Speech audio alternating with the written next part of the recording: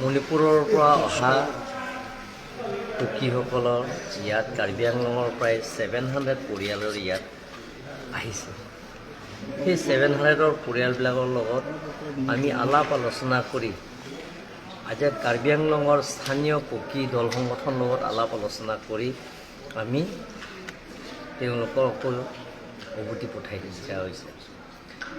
আৰু মই কাৰ্বি আংলং অট'নমাছ কাউন্সিলৰ পৰা বাছো দিয়া হৈছে আৰু তেওঁলোকৰ ইয়াৰ পৰা অহা যোৱা খৰচো মই দিয়া হৈছে। আলাপ আলোচনাৰ মাজতে সেইটো তেওঁলোককো গুচি যোৱা হৈছে। আজি কেইদিনমানৰ পিছত মই আকৌ শুনিছোঁ আকৌ কেইটামান পৰিয়াল আকৌ আহিছে বুলি যে মণিপুৰৰ পৰা আহি বিশেষকৈ আমাৰ সিংহাসন MEC সমষ্টিত আৰু বৰজান সমষ্টিত তেওঁলোকৰ আহি তেওঁলোকৰ বেদখল কৰিছে আৰু ইয়াত তেওঁলোকৰকো খেতি চেতি কৰিছে আৰু প্ৰায় শুনামতে এতিয়ালৈকে তথ্যটো পোৱা নাই, শুনামতে প্ৰায় 600-700 মান কুকি পৰিয়াল সিংহাসন পাহাৰতে আছে আৰু বৰজান সমষ্টিতে আছে বুলি কৈছে। মই বিশেষকৈ কাৰ্বি ছাত্ৰ সন্থা আৰু কুকি দল সংগঠনৰ লগত আলাপ আলোচনা কৰি তেওঁলোকৰ পঠাইছে যে গাঁৱলীয়া গাঁওবুঢ়া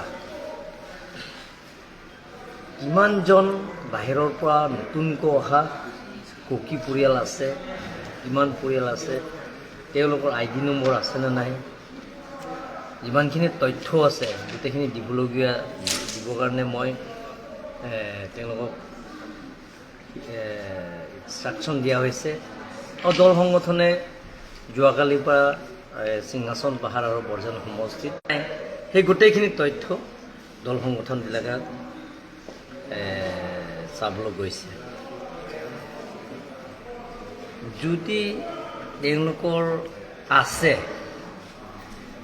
তেনেহ'লে আমি তেওঁলোকৰ লগত আলাপ আলোচনা কৰি আমি আগত যিটো পঠাইছে তেনেধৰণৰ আমি পঠাম। অহাকালি মই 11টা বজাত যিমানখিনি ইয়াত কুকি স্থানীয় কুকি গাঁৱলীয়া গাঁওবুঢ়া আৰু চৰকাৰী গাঁওবুঢ়া ভিলেজ হেডমেন আৰু কাৰ্বি আংলং অট'নমাছ কাউন্সিলৰ পৰা যিবিলাক এপইণ্টমেণ্ট দিছে চৰকাৰী গাঁওবুঢ়া তেওঁলোকক মই মাতিছোঁ, তেওঁলোকৰ লগত আলাপ আলোচনা কৰিম আৰু তেওঁলোকৰ ক'ম যে আপোনালোকৰ এৰিয়া নতুনকৈ অহা কুকি পৰিয়ালবিলাক আছে নেকি, যদি আছে আপোনালোকৰ তথ্য সহকাৰে আপোনালোকে দিব লাগে আৰু তেওঁলোকৰ লগত আমি আলাপ আলোচনা কৰি ইয়াৰ পৰা আমি বিদায় দিবৰ কাৰণে আমি সিদ্ধান্ত লৈছোঁ। কি ক'লে উঠিঙীয়া কেমাং ইয়াতে আপোনালোকে জানে কাৰ্বি আংলঙত বিশেষকৈ আমাৰ ট্ৰাইবেলবিলাকৰ মাটি পতা ল'বৰ কাৰণে বহুত কষ্ট হয়।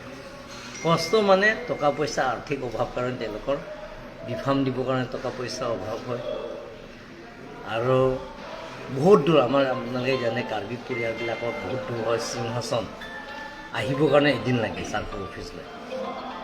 সিংহাসনৰ একদম পাহাৰত থকা মানুহবিলাক এনেধৰণৰ বহুত দূৰ দূৰ থকা মানুহবিলাকক সুবিধা দিবৰ কাৰণে কাৰ্বি আংলং অট'নমাছ কাউন্সিলৰ পৰা মই সিদ্ধান্ত লৈছোঁ যে বিফৰ্মো বিনামূলীয়া দিয়া হ'ব আৰু মাটি পটাও বিনামূলীয়া দিয়া হ'ব।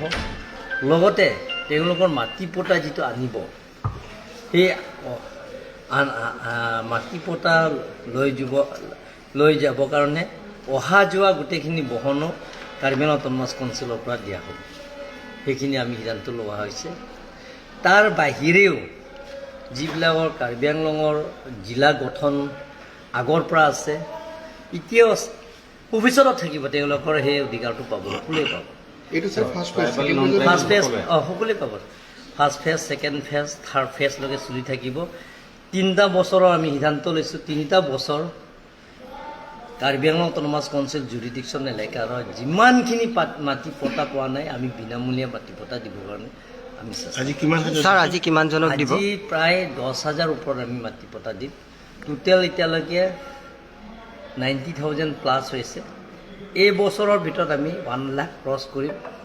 তাৰপিছত অহা বছৰ আমি আকৌ 1 লাখ পৰিয়ালৰ আমি বিনামূলীয়া মাটি পটা দিম। ছাৰ এটা পৰিয়ালক কিমান পৰিমাণৰ মাটি দিয়া হ'ব?